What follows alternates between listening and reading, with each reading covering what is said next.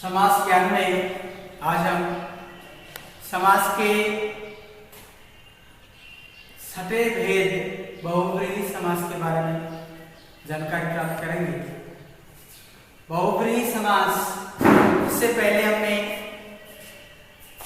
पूर्व पदार्थ प्रधानो अव्ययभाव है, उत्तर पदार्थ प्रधानो तत्पुरुष, उभय पदार्थ प्रधानो द्वंद्व है, तत्पश्चात अन्य पदार्थ प्रधानो बहुव्रीहि। तो इस प्रकार से अव्ययभाव समास में पूर्व पद के अर्थ की प्रधानता रही, तत्पुरुष समास में उत्तर पद के अर्थ की प्रधानता रही, द्वंद्व समास में दोनों पदों के अर्थ की प्रधानता रही और बहुव्रीहि समास में न पूर्व पद के अर्थ की प्रधानता होती है और ना ही उत्तर पद के अर्थ की प्रधानता होती है, बल्कि किसी अन्य तीसरे ही पद के अर्थ की प्रधानता होती है। वहां पर बहुव्रीहि समास होता है। बहुव्रीहि समास है, उसमें विग्रह में पूर्व पद और उत्तर पद दोनों में समान विभक्ति जहां होती है और वह प्रथमा विभक्ति होती है संभवतः है, उसको कहते हैं समानाधिकरण बहुव्रीहि। उसका नाम है समानाधिकरण बहुव्रीहि, यानी जिसके पूर्व पद और उत्तर पद दोनों में समान विभक्ति होती है। कहां? विग्रह करने में। जैसे यहां पे लिखा है प्राप्तम उदगम यम सह, प्राप्तम उदगम, प्राप्त उदकः, प्राप्त ये क्या है? पूर्व पद है, उदक है क्या है? उत्तर पद है। जब आपने इसको विग्रह किया प्राप्तम उदकम, दोनों में ही प्रथमा विभक्ति का प्रयोग है, तो प्राप्त हो गया है उदक, जिसको उदक क्या जल से संबंध है, किस अर्थ में लिया? अन्य पदार्थ यानी ग्राम अर्थ में इसका प्रयोग हुआ है। प्राप्तम उदकम यम सह, ग्राम में। दूसरा उदाहरण है हत शत्रु, पूर्व पद हत हो गया और उत्तर पद शत्रु हो गया। हताह प्रथमा व्यक्ति का बहुवचन, शत्रु है, शत्रु शब्द है उसकी प्रथमा व्यक्ति का बहुवचन, दोनों में समान व्यक्ति का प्रयोग हुआ है। यानी हता यानी मार दिए गए हैं शत्रु, जिसके द्वारा, शत्रुओं किसके द्वारा मारे जाते हैं? राजा के द्वारा, तो राजा के अर्थ में इसका प्रयोग हुआ। हत में हत का भी अर्थ प्रधान नहीं है और शत्रु पद का अर्थ प्रधान नहीं है, बल्कि यहाँ पर अन्य ही पद के अर्थ की राजा, राजन पद के अर्थ की प्रधानता है। दत्त भोजन, दत्तम भोजनम यस्मै सः, दे दिया गया है भोजन जिसको या जिसके लिए वह, भोजन किसको दे दिया गया है? ये भिक्षुक के अर्थ में यहाँ पर प्रयुक्त हुआ है। किसके अर्थ में प्रयुक्त हुआ है? भिक्षुक के अर्थ में यहाँ पर। तो यहाँ पर दत्त और भोजनम दोनों का ही अर्थ प्रधान नहीं है, अन्य पद के अर्थ प्रधानता है, भिक्षुक अर्थ के, भिक्षुक शब्द के अर्थ प्रधानता है, इसलिए यहाँ पर बहुव्रीहि समास हुआ। पतित पर्णय,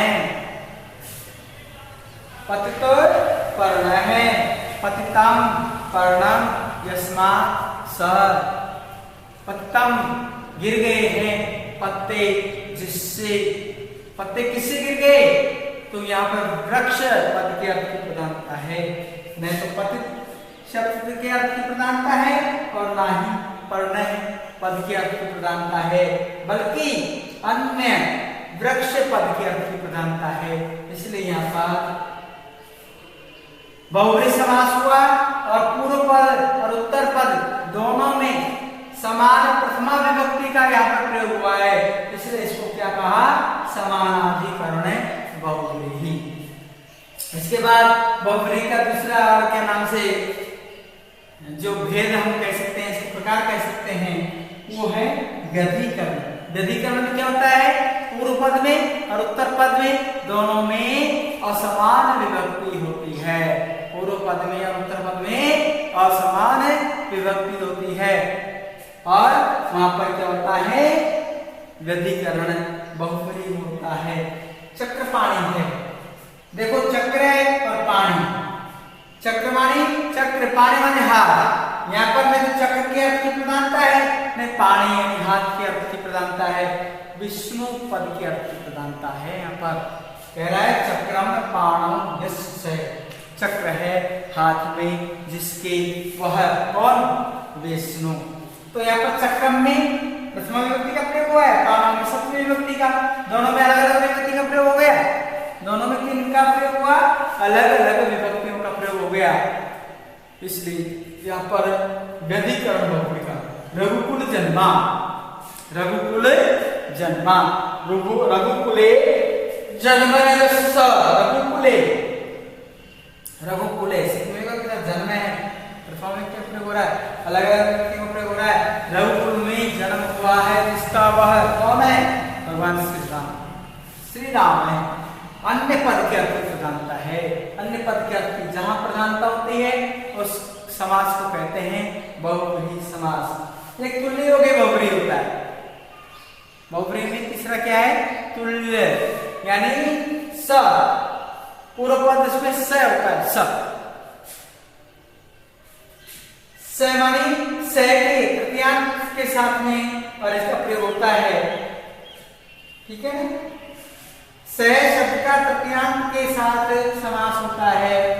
तो ये कह रहा है पुत्र है, पुत्र ये तृतीयांक के बाद सहित है, ये सहित हो गया। तो पुत्र सहित यह पुत्र के साथ है जो वह कौन हो सकता है, पुत्र के साथ कौन होगा, पिता होगा। और या सा पुत्र के साथ है जो वह, या सा स्त्रीलिंग दिया रहा है तो वहां होगी माता, ये ध्यान रखना। पुत्रेण सहिता या सा कौन, माता, और पुत्रेण सहिता य स तो वहां पर पिता होगा, बोलने आ रहा है पिता होगा, स्त्रीलिंग। सपत्नी के पत्न्या स वर्तमान है या विद्यमान है, यह स किसके लिए आता है, ये सपत्नी के आता है, वशिष्ठ के लिए आता है, गृहस्थी के लिए आता है सपत्नी। फिर इसके बाद में उपमानवाचक बहुब्रीहि भी होता है, चंद्रमुखी, चंद्रमा के समान मुख वाली, किसी सुंदर स्त्री के लिए यहाँ पर प्रयुक्त किया है। पाषाण, पाषाण के समान हृदय है जिसका, वह किसी क्रूर प्रवृत्ति वाले, दुष्ट प्रवृत्ति वाले, दुष्ट व्यक्ति के बारे में यहाँ पर प्रयोग किया है। यहाँ पर हम देखें इसमें और भी बहुत सारे उदाहरण हैं। 10 आनानी यस्य बसान में वीणा पाणी, वीणा पाणु यस्य, वीणा पाणी कौन, नारद। इसके अलावा षडानन, षड आननानि, षड आननानि यस्य, 6 मुख है जिसके, कौन, कार्तिकेय है। चतुर आननानि यस्य, 4 आनन जिसके, ब्रह्मा। इस प्रकार के अनेक सारे उदाहरण इसमें ये व्यधिकरण बहुब्रीहि में आते हैं, यानी जहाँ पर पूर्व पद में और उत्तर पद में जहाँ पर अलग अलग विभक्तियों का प्रयोग आता है, व्यधिकरण बहुब्रीहि होता है। परीक्षा में यह नाम नहीं देना पड़ता है, परीक्षा में तो सीधा उसका समास विग्रह करके और बहुब्रीहि समास का नाम पूछता है तो बहुब्रीहि लिखना है। ये हमारे को समझने की दृष्टि से ये हमको ठीक प्रकार से ध्यान में आ जाए, समझ में आ जाए कहाँ पर अलग अलग विभक्ति का प्रयोग हो रहा है, ये क्यों हो गया, ये कहीं पर समान विभक्ति का प्रयोग हो रहा है, ये क्यों हो गया, कहीं पर उपमान उपमेयवाचक शब्दों का प्रयोग होता है। तो ये सारी चीजें समझने की दृष्टि से है, लेकिन यहाँ पर हमको ध्यान इतना रखना है कि जब अन्य पद की प्रधानता होती है वह बहुब्रीहि समास होता है, और यदि समस्त पद आता है उसका समास विक्रय करना और समास का नाम लिखना, और समास विक्रय आता है समस्त पद लिख करके उसका नाम लिखना है। ये हमारे दृष्टि से हमें ध्यान रखने की विशेष रूप से बात है। धन्यवाद।